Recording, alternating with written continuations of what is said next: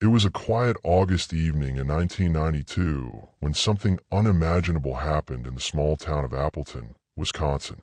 A young woman pulled her car into the parking lot of her boyfriend's apartment. She locked the doors, left her purse inside, and then vanished. To this day, not a single trace of her has been found. No body, no conclusive evidence. Only a haunting mystery that has kept investigators, family, and amateur sleuths chasing shadows for more than 3 decades. Her name was Laurie Depies, and her disappearance is one of the Midwest's most chilling, unsolved cases. So the question is, how can someone vanish from a well-lit parking lot in a populated area in the space of just a few minutes without leaving behind a single clue?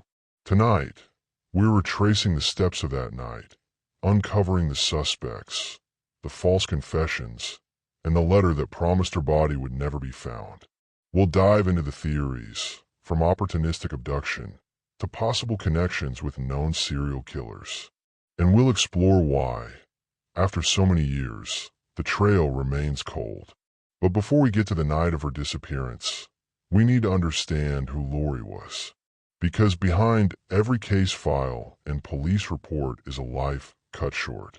Laurie was just 20 years old. She worked at a local coffee shop and was described as funny, thoughtful, and artistic. Friends said she was the type of person who could make you feel seen, even in a crowded room. She dreamed of going to art school, and her family often spoke about her creativity and ambition.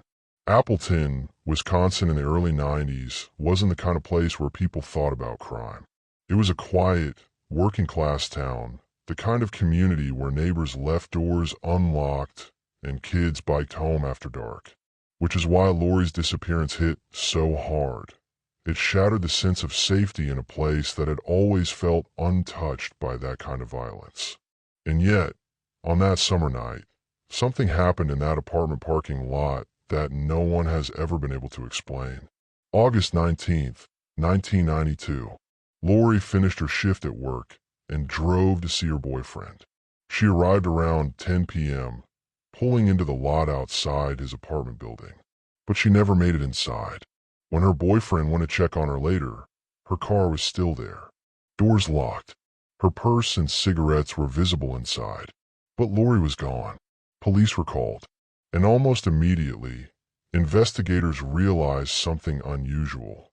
There were no signs of a struggle. No broken windows. No drag marks. Nothing. It was as if Laurie had stepped out of her car and simply evaporated. But one witness did report something.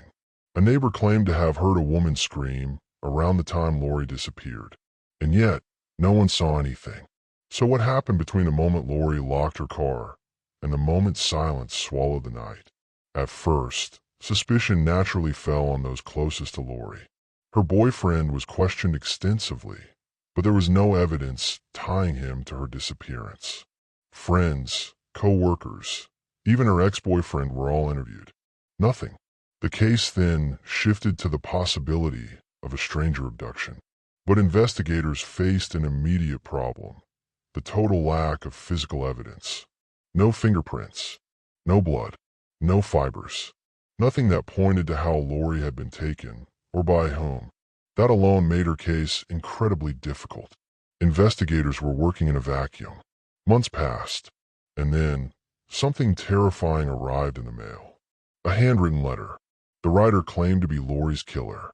In it, they described taking her and chillingly promised, "You'll never find her body." For a moment, it seemed like a breakthrough, but handwriting analysis and forensic testing couldn't prove the letter was genuine. Was it the killer taunting police, or just a cruel hoax? The investigation spiraled with false leads. Rumors spread through the community. Some thought Laurie had been targeted by someone who'd been watching her. Others believed she might have known her abductor. But the years dragged on, and answers never came. Then, in 2010, nearly 20 years later, the case took another bizarre turn. A man named Larry Dwayne Hall, a convicted murderer serving a life sentence, suddenly claimed responsibility for Laurie's disappearance. Hall was suspected in multiple abductions across the Midwest, and his confession seemed like the missing puzzle piece. He described abducting Laurie in detail, but then he recanted. He told investigators he'd made it all up just to gain attention. So was Hall confessing to the truth, or manipulating investigators, as he'd done before? Even today, no one knows. For Laurie's family, the decades have been torture. Every anniversary, every birthday, is a reminder of a life that simply stopped on that summer night in 1992. Her mother described it as a wound that never heals, because the bandage keeps being ripped away. Community vigils are still held in her name. Flyers, once stapled to telephone poles, have been replaced with digital memorials online. And yet, the central mystery hasn't budged. Laurie's car, locked. Her purse inside. A possible scream. And then, nothing. Some believe Laurie was abducted by a stranger in a crime of opportunity.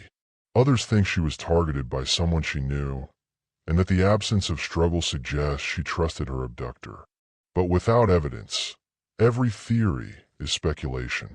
Even now, the Appleton Police Department keeps the case open. They believe someone out there still knows what happened. And the haunting question remains, how can a person vanish from a parking lot without leaving behind a single trace? And while the official case file remains unsolved, Laurie's story forces us to confront something terrifying. Sometimes, the truth doesn't just hide in the shadows. It disappears entirely. What do you think happened that night? Was Laurie the victim of a serial predator? Or is the truth hidden closer to home? Let me know your theories in the comments below. I read every single one. And if you want more stories where the truth is stranger than fiction, subscribe to this channel. You won't want to miss the next case.